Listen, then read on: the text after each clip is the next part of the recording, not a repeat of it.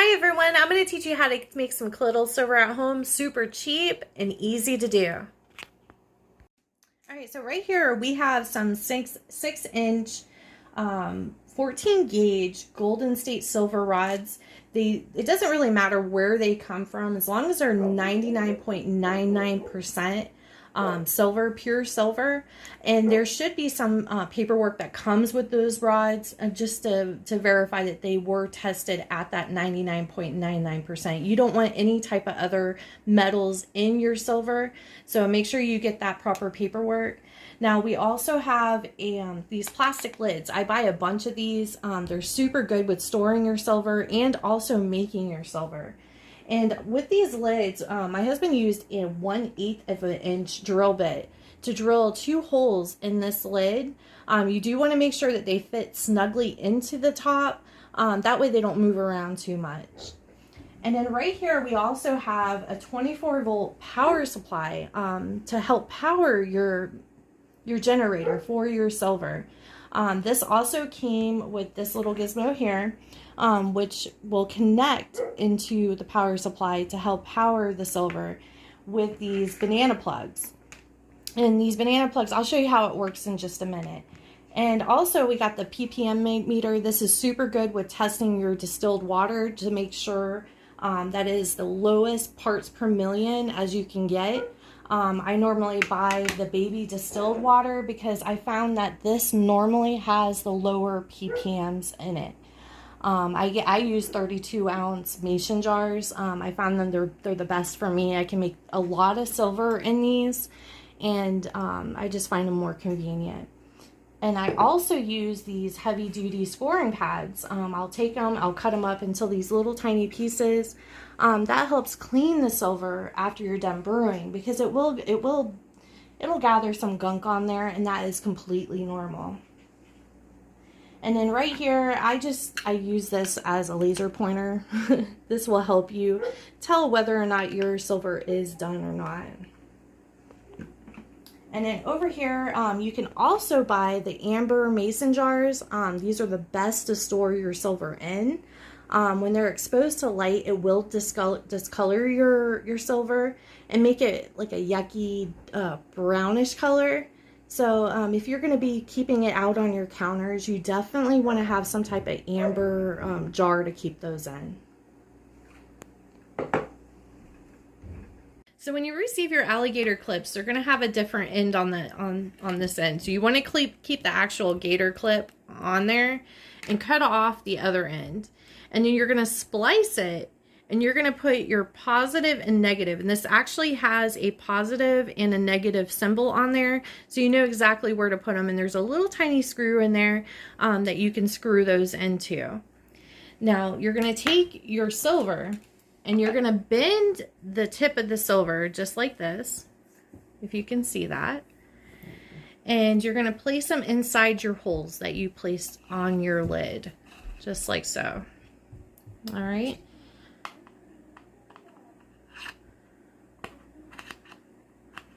All right, so you got them just like that. You got both of those rods in there just like that, so that is good. And you've got this all done as well. So you're going to take that in there, pretty simple, just plug that in, and now you got your power to your 2 silver rods right here.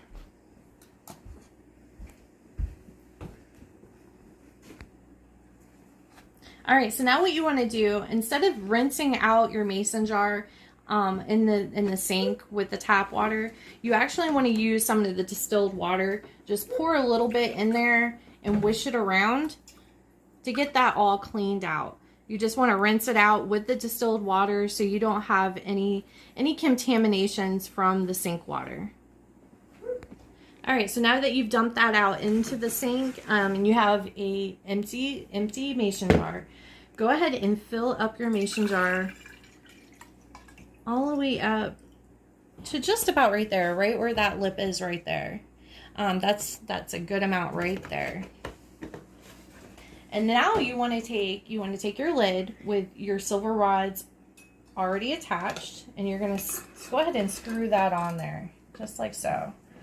All right, so when you got this on here, you just want to make sure that your rods aren't touching the sides.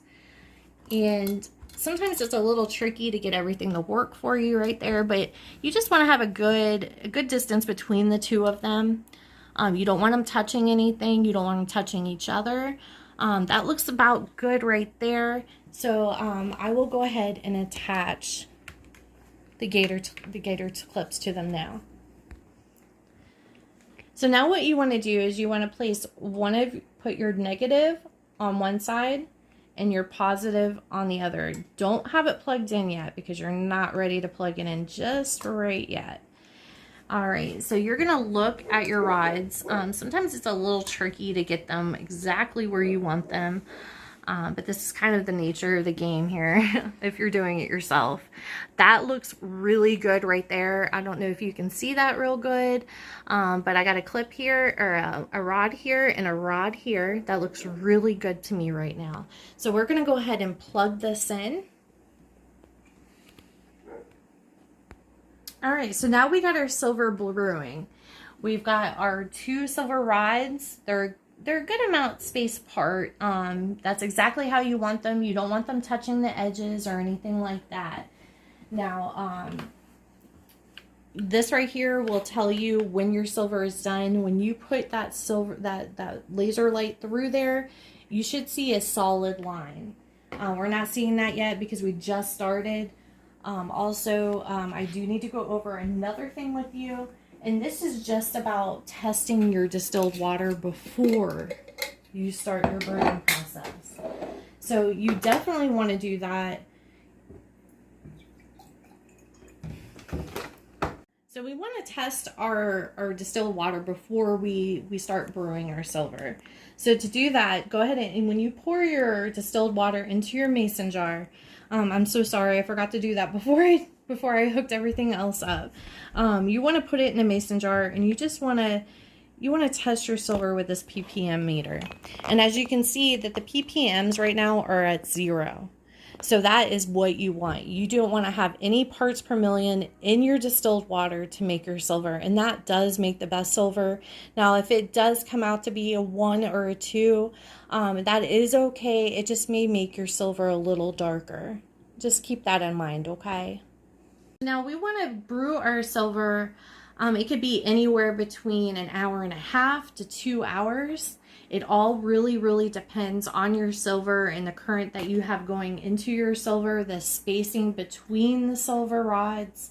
But you definitely want to come back and you want to check on it. I would say to check on your silver once an hour, just to make sure that it's not overbrewing. Now, if it does overbrew, it will turn very dark. And if it is dark, it happens when you first start making silver, and don't throw that away. You can put that into a bottle. You can use it to clean with. There's so many different uses for the silver that has been overbrewed. You do not have to throw that away. Now, if it comes out nice and clear, and I will show you an example of one of the silvers that I've already made. And one of the silver, this is actually a silver that I've already made. And it is super clear. It actually looks really good. I noted it is in a clear jar, a clear mason jar, but I keep this in one of my cabinets that stays super dark. And this is what we use for, to drink. We use it topically. We use it, in our eyes or ears, whatever we need for this. We can use it for animals. It looks really good, and it's actually, I just love it. I love it. And I've came a long way from when I first started. So if you brew your silver and it turns out super dark, don't be discouraged. Just keep trying. So I'm going to show you an example of this already brewed silver right here. Now, when this is done, when you can take your laser light, and it doesn't have to be like what I got here. This is actually just a thermometer, but it does have a laser light on it. And this is what I use. You can get something cheap at the dollar store. It's not a big deal. But when you have the lights out, you can actually shine that laser beam through there. And you can see the lasers going straight through that water, and you can see that laser. Now, when you can see that laser, that means that your silver is done. You got enough silver in there to fulfill its purpose. Now, over here on the one that we just started brewing,